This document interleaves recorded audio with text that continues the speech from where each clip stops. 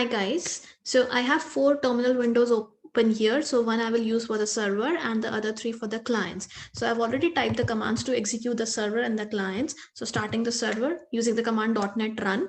So the server has started. Now I'll start my clients one by one. And for the scope of this video, I have used 3 clients. You can make as many as clients as you want in this project.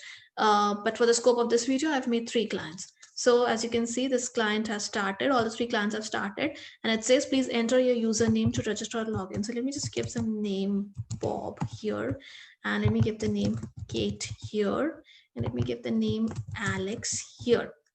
So if you can see, all my users are registered, and on the server, it says user registered, and also on the client, it says response as registration successful. So all the 3 users are registered. So I'll just we'll subscribe some other user first. So I'll enter the option 6 to subscribe. It says, who do you want to subscribe? Let us subscribe Kate.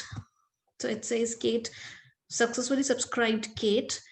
Here also, let us another user, let us subscribe Bob here.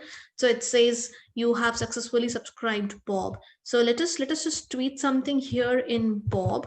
So it says enter the tweet. So let me just write hi, and let me just give the hashtag hi, and let us not mention somebody for now. And see, the tweet has been broadcasted here to user Kate once the tweet is done, because this user Kate was subscribing to this user Bob.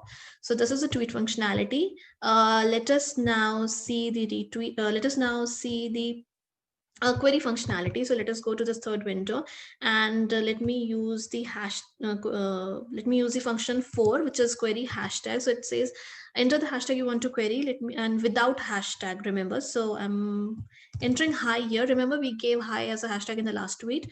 So yes, it is showing me that tweet, the tweet containing the queried hashtag are, this is the tweet by user Bob, and the hashtag is hi.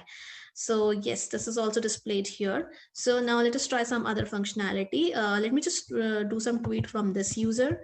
So it says tweet, so I'll say second tweet, and let me give the hashtag as second, and let me give the mention as @Bob. So I've mentioned the user Bob here, if you see. So now let me query this user from somewhere else. So let me just query the user here on this terminal of Bob. So I am entering 5.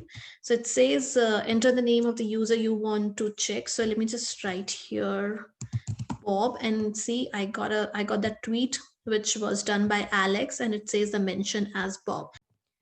Okay, so let us now see the retweet functionality. So here in this user, let me just type 2 and for retweet, and see all the tweets which we have done till now are visible, and the indexing is 0, 1. So accordingly, I can get the index here, and it will retweet that tweet. So let me just enter 1 here. And this is a retweet. As you can see, this is a retweet. The retweet has been done. Now let us do that functionality again from here. Before that, let us subscribe some user. Let me subscribe. Let me just subscribe it here. Let me subscribe the user here. And let me subscribe Alex here. And also again, let me subscribe Kate here. So these 2 users have subscribed, and let me now retweet here. So I will enter the retweet functionality here.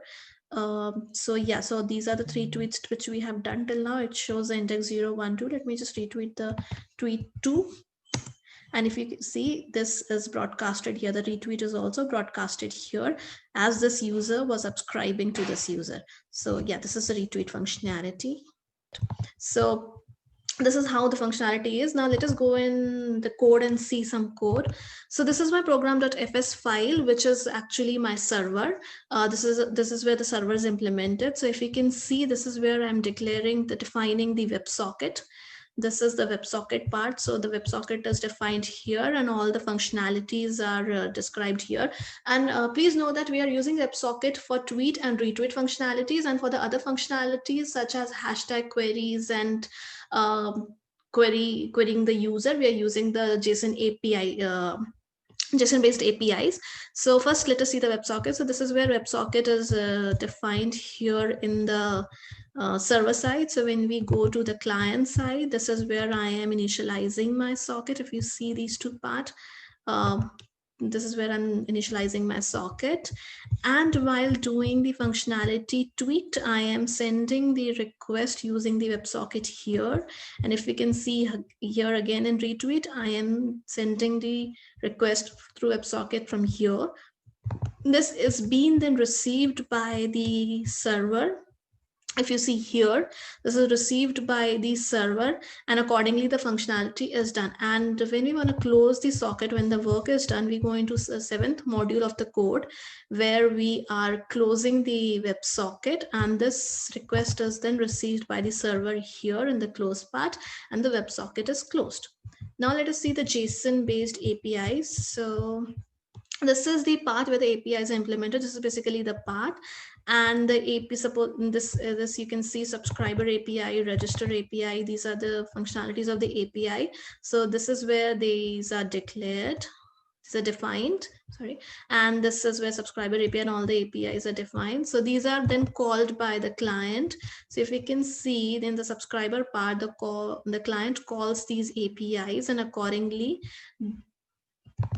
the response, accordingly this is received here, and the response is sent by the server.